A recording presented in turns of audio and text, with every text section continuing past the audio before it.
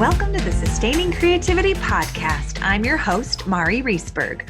Over the past several years, I've combined my degrees in acting and somatic psychology to share my sustaining creativity techniques with performers, and now I've decided to share it with a bigger audience that includes you.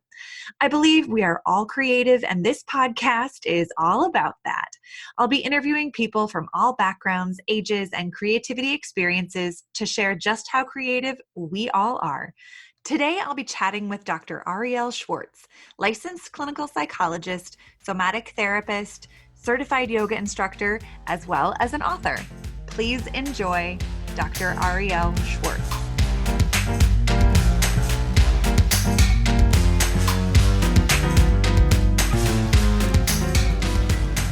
Welcome to the Sustaining Creativity Podcast. Today, I'm here with Dr. Arielle Schwartz. She and I have known each other for quite some time. I think we met in 2008 or 7, something around there. She was a substitute neuroscience teacher when I was in grad school for my master's degree. That was how we met. Yes. In there. That's so fun. Oh, yeah. And we created a cell together, or a neuron or something. We did. We embodied a cell and a neuron and the synapse and that whole process and experience. I've never forgotten that. And so that's the first time we met. And then over the years have had many more path crossings. And I'm really excited for you to be here today. And I can't wait to hear about all of your musings on creativity. So welcome. Thank you so much for having me here. That was just such a fun moment, a creative moment in history to tune back into. Absolutely. Well, if you wouldn't mind sharing a little bit about who you are and what you do so those listening have a better sense of where you come from. I am happy to do so. So I am a clinical psychologist in Boulder, Colorado, and I have a background in somatic psychology. So initially I had gotten my master's in somatic psychology back in the mid-1990s and went back to school to get a clinical psychology degree and really do further research on the integration of mind-body therapies into psychotherapy. And I am also a certified yoga teacher, and I teach trauma-informed yoga, and I'm an author of currently 4 books and 2 more on the way. So creativity is very much a active part of my life. I love to write, and I write a blog, and it's a really fun way for me to synthesize what I learn and give back to the world. So, wonderful. Amazing. Thank you. 4 books and 2 on the way. Oh my goodness. That's super exciting.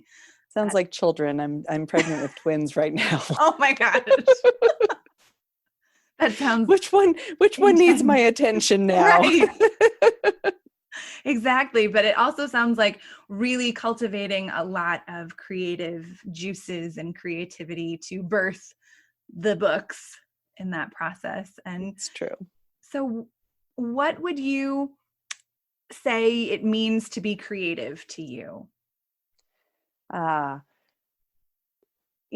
would say that word synthesizing what I learn is a big part of it for me, that there's a way in which, and I don't mean just intellectual learning, but a way of integrating what I experience in the world in a meaningful fashion. So whether it's walking on the trails, as I do a lot of here in Boulder, Colorado, and noticing as just tuning into this morning itself, and as I was walking, and I came across a snake pit, which was really quite metaphorically fun, and knowing that I was going to talk to you about creativity. And right there and then there is this kind of potent moment of out of this hole in the earth, these snakes are emerging and they're coming up, and you look up in the sky, and up above that there are these vultures flying, right? And it's just a very kind of brilliant moment of aliveness. And to me, the world is filled with these potential moments of capturing our attention and drawing it to either something of beauty, something of disturbance, Mm-hmm. a moment of suffering even. But when our attention is captivated by that experience and we can wrap around it, there is this kind of sensory experience of information. And for me personally, taking the time either through writing or reflecting or even taking a photograph, that these moments of allowing that which I experience in the world to become integrated into the fibers of my being in a way that then I can make sense or have a meaningful relationship to what is. And then there's this kind of giving back, that the creative process in a way is the actualizing journey from whatever it is that I've experienced, and then a way of saying, how can I synthesize this in a communicable form where someone else might benefit from that internal journey into the dark, right? Into the snake Mm-hmm. pit, and then come back out to the surface. Nice. Yeah, I like just the image of absorbing through your senses something you see or hear or notice in your environment, experiencing it on a more somatic or body journey to then return back to the world in support of someone else or how they might experience that perspective in a new way. I really appreciate that. Yeah. Yeah. Well, so often when I'm writing, if I hit a point of feeling blocked in my process, Mm-hmm. my kind of guaranteed respark of the creative process for myself is to either go into my body through a yoga practice or a movement practice of some kind, dancing, where it's very much having to drop the center of gravity into the felt experience, or to go in nature and to shift channels of how I'm experiencing myself in the world. And all of a sudden, that next little piece of what I want to write about is just right there, Mm-hmm. and to really trust that letting go and shifting into another way of being. Yeah. That idea, the piece that you just talked about, trusting yourself or trusting whatever comes will be that next thing or spark that next moment. Yeah, I have a very strong belief that trusting ourselves gives us greater capacity to experience creativity or express creativity, move with creativity in our lives in a more fluid fashion. And you also talked about challenges and blocks.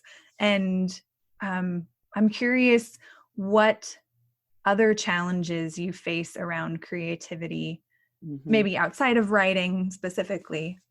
Well, the first thought that comes to mind actually was the initially the time that I was writing my first book, Mm-hmm. and the biggest barrier that I felt in the process of writing was my own dismissive voice, the Mm-hmm. voice inside of myself that had some version or another of, what does this really matter? Who's going to really benefit from this? It's already been said.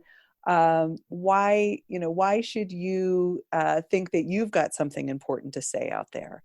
And, you know, I'm a psychologist. I'm very aware that I've internalized those voices from Right. one place or another, right? And I know that I'm not alone. Like, it's very common to dismiss ourselves and our own wisdom and our own creative force, our own capacity to make a difference. And so when I started to wake up or to realize that I was up against my own internalization of that, I really needed to go in therapeutically and work with the introjects, if I'll borrow Mm-hmm. from a psychological term here, but the way that we internalize those negative critical voices from the kinds of experiences that we have growing up and in the world. And I really needed to cultivate a dialogue within myself with those, the inner bullies that were telling me that I didn't have the value or the worth to put it out there. Mm-hmm.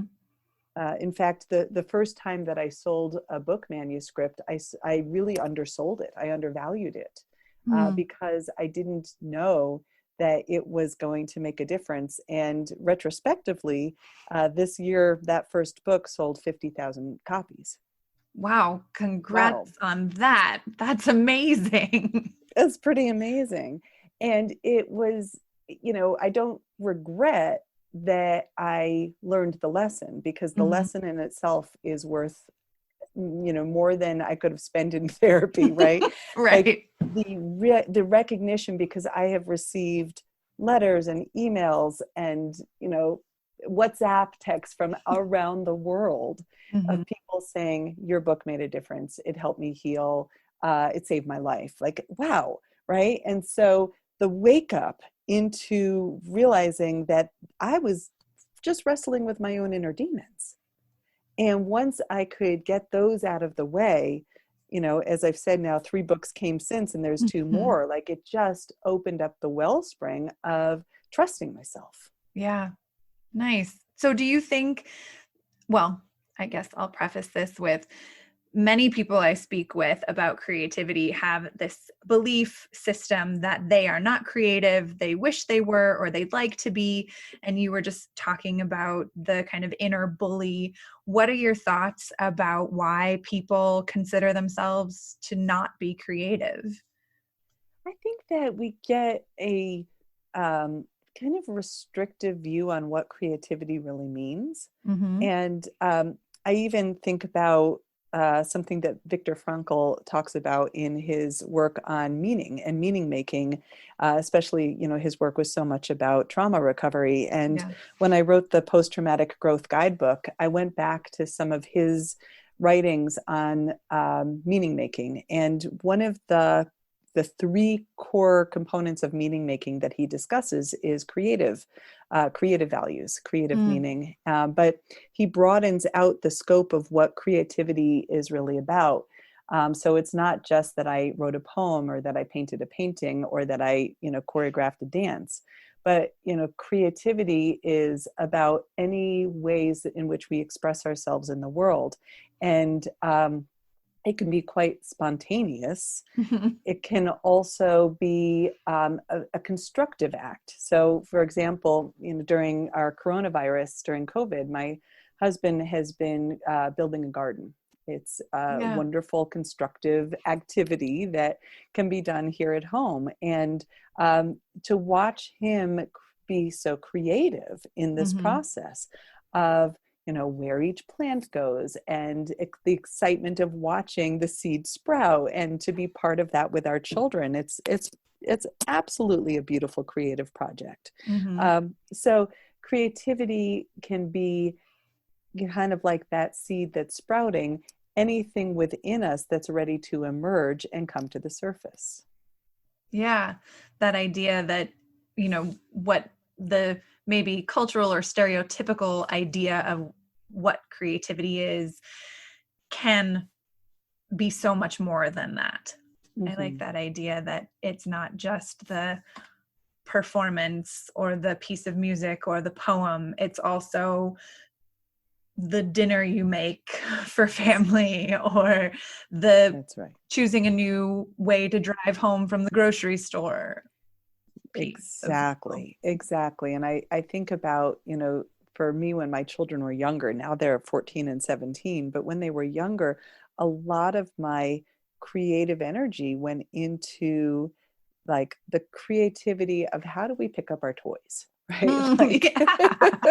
Right? Like a little bit of that Mary Poppins creativity of like, and how do we make the transition out of the house, even though you don't want to leave what you're doing right now? And so creativity can be an interactive process. And I think the other misunderstanding about creativity is that we get focused on the product, and that, to really shift back to the process of creativity as its own meaningful component versus just what is somehow the created thing, or that materialistic focus. Yeah, that product. So many people I've interviewed have really talked about how for them creativity is the process. It's not the product. The final ending point is great, and that to them doesn't feel like the pinnacle of creativity. For them, the process of it feels more the pinnacle for them. So, Yes. yeah. So Yeah. what's your earliest memory of creativity? It's so fun. I have such a clear memory of this, and I suppose it's connected to the fact that, of course, I then became a writer and an author. So I loved Hello Kitty when I when I was like 7, 8, and I collected stickers. Hello Kitty. There was this like Melody Bunny and these little twinkle stars and that whole genre. So I would collect stickers, and then at some point I remember I had been given a journal, and I decided to create a storybook. And gosh, it's got to be in my childhood home somewhere. I'll have to ask my mom if she finds it to send it to me. I'm sure it lives there somewhere. But I created a whole book based on the stickers, and I would kind of use a sticker of Hello Kitty, and then I would put the words in there about kind of telling what happened that day, and then the bunny would come in, and then the twinkle stars and all of the different stickers, and it kind of became this book that I wrote that had stickers in it. And but I just remember loving the process, right, of choosing the sticker and putting it in there and just letting it unfold. That's such a great memory, and what a fun, but I mean, it makes me want to think like, oh, I have so many stickers too. That would be like a really creative writing exercise as an adult too, not just as a kid. I think that would be really quite fun. Yeah. I was thinking too about that question of like why some people don't see themselves as creative, or what can be some of the barriers around creativity. And I think one of the challenges that we can face is that that it takes a letting go. We talked about trusting yourself, right? But that process of kind of metaphorically going into the dark, and allowing ourselves to kind of go into the unknown. And I think for many of us, and especially because I specialize in trauma, especially for individuals with a trauma history, that process can feel very frightening. Because sometimes with the creative process, I think most often, what we have to do is go to the place where we don't know what's going to bubble to the surface. Right. And to be with that not knowing, or to go underground into that cave or that snake hole, right? I'm scared I might find something that I don't want to see. I'm scared I'll feel something I don't want to feel. And so, I do think that having support for the creative process, that if something touches you or feels uncomfortable, that you know that you can have kind of community or a therapeutic support or whatever that looks like, to know that that's normal, and to kind of help you work through those uncomfortable places so that we have more capacity to be with the unknown. Yeah, that idea of feeling safe enough to explore the unknown. And that's kind of the other piece for me in my sustaining creativity work, of finding that foundation of safety and trust within ourselves to take creative risk from, but have that foundation to come back to tap back into when the creative risk or project or experience is over.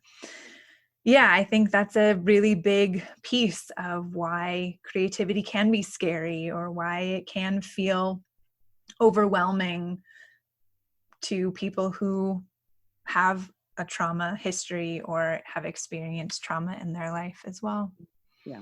Yeah.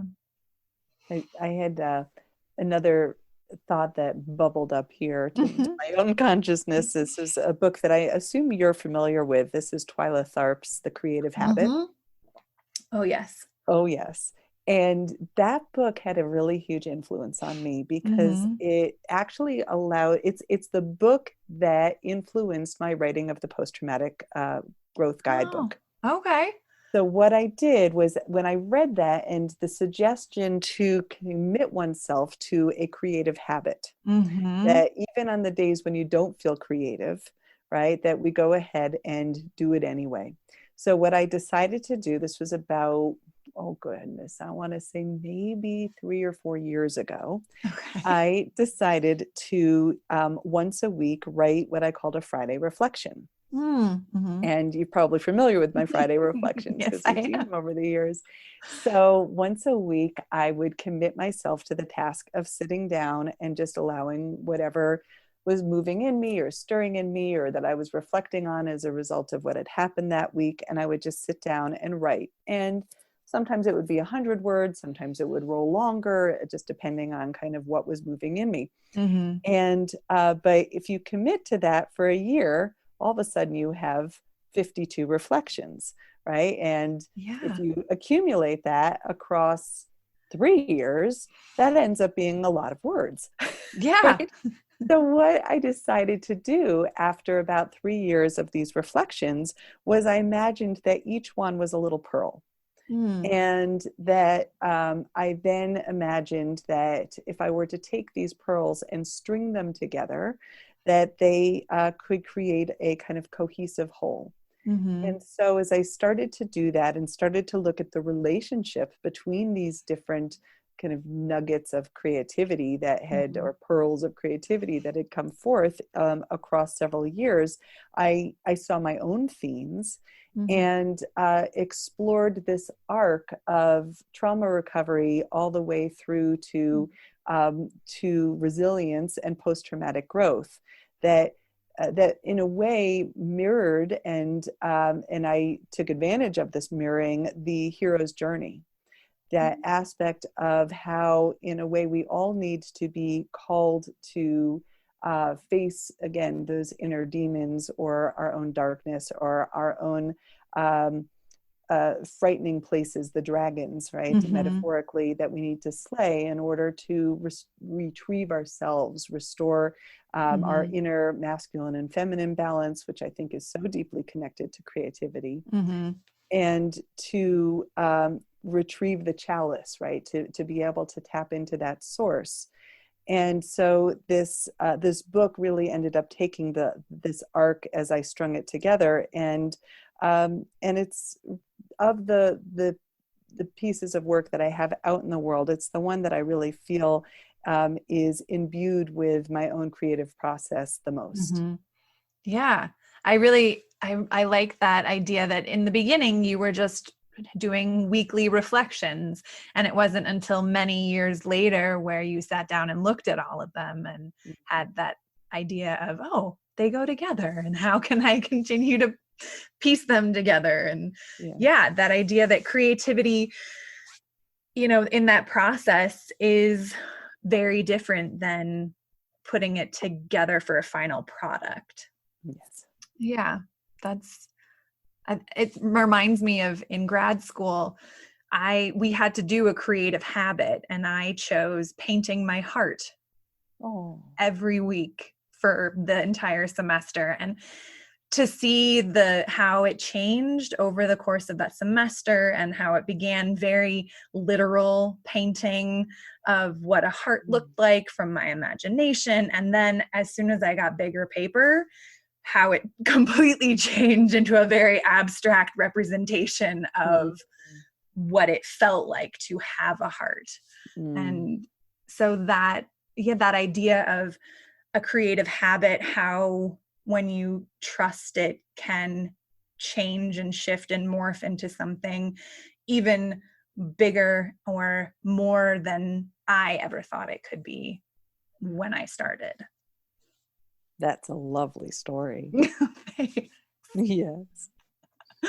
Yeah. I was just thinking about that when you were talking about the creative habit.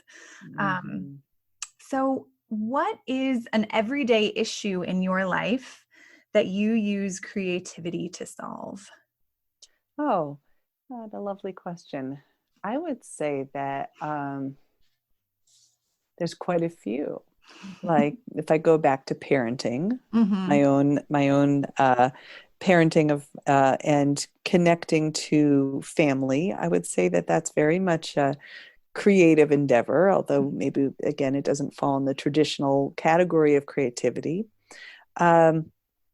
But from a perspective of problem solving, one that really comes to mind is the ways that I, and I know I am not alone in this, but I have various physical ways that I gather tension, where that shows up. Mhm. Like I'm prone to headaches, or I can sometimes develop tension or pain in my low back. And the process of getting onto my yoga mat and going inward and allowing sensations to guide movement Mm. almost always unfolds um, insight and awareness and connections between how my emotions can present as kind of a somatic tension when I'm not fully aware of them, when they're not fully on the surface. So the kind of deep dive of an embodied journey, and again, it's often very private. It's not Mhm. a creative process that is for anyone's benefit, other than my own well-being and mental and emotional. Of course, it has great benefits to everyone else when I'm not cranky for a headache. Right. Right. But that creative process of trusting and going into the body is very beneficial for me. Nice. Yeah, I know I've seen some of your mini yoga posts that you have on social media. And whenever I see them, all I think is, my goodness, Arielle is so willing to show up in her vulnerability in these moments. Mm. And it's such a beautiful thing to witness and see, even on social media. So thank you for sharing those moments with us. I really appreciate it and feel like it inspires me to show up in my vulnerability more in my own life as well. Thank you. That's Mm-hmm. nice. Like what just happened right there between you and I is what I feel like is the part of the creative process that moves me the most, Mm-hmm. is that there's the vulnerable willingness to put a moment of creativity into the world, right? Which, of course, they don't all have to go that direction, but in doing so, then there is the mirroring and the reciprocity and the reflection of how it might move or touch another person. And then, as you share that, it re-inspires me, and it goes round and round. Yeah, that cycle continues. Mm-hmm. Well, what is your secret to creativity? Mm. Probably I've revealed a few of them already, but if I could add another, in addition to embodiment, which is Mm-hmm. one biggie, and the other is nature, another biggie. But a third that I would name is that for years I have been a active dreamer, and Mm-hmm. I have kept a dream journal for many years and really enjoy. And I know not everyone remembers their dreams, but it's amazing to me how much um, potency there can be even in a little snippet of a dream that we can recall. And the process of attending to the way that our minds are by nature creative, that our dreams reveal that in the, I mean, goodness. And I know that I'm not alone in this. Quite a few of us have been talking about the bizarre nature of dreaming during this COVID period. Yeah. And, but it is how we process our world, Mm-hmm. right?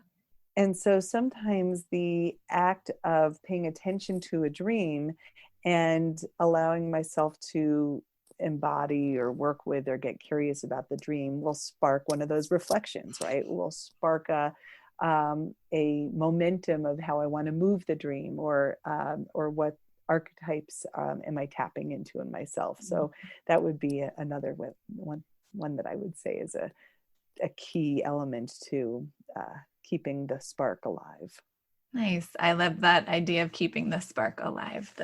How do you choose to do that in your life? Because I think it is a choice for many people to align themselves in that space. Mm-hmm. And not everyone makes the choice, which is fine. And for those who want to and don't feel they can, it can be a choice. So thank you so much for sharing all the secrets. I love them. It's awesome. It's so fun to talk with you. Thanks. It's great to talk with you too. So if people wanted to get in touch with you or get one of your 4 books or learn more about you, how might they go about doing that?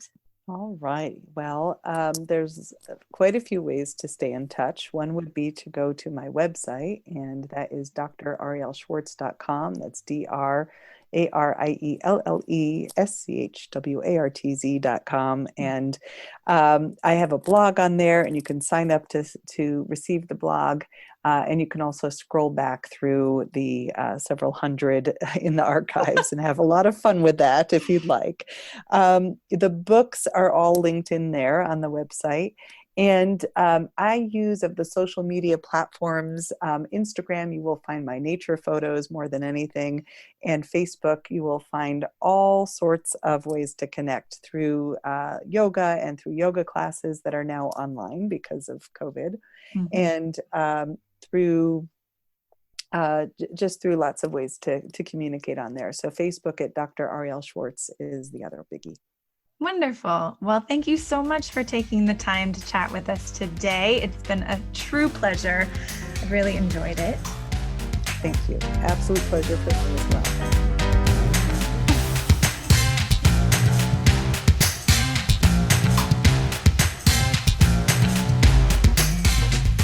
Thanks for listening to the Sustaining Creativity Podcast. We'd love to keep in touch, so like us on Facebook and Instagram. We are Sustaining Creativity. Make sure to subscribe to the podcast wherever you listen to podcasts. Tag your friends and your family so they can listen too. We love to hear from you, so leave your comments, reviews, and questions. Tune in Tuesdays for a new episode. And remember, with creativity, anything's possible.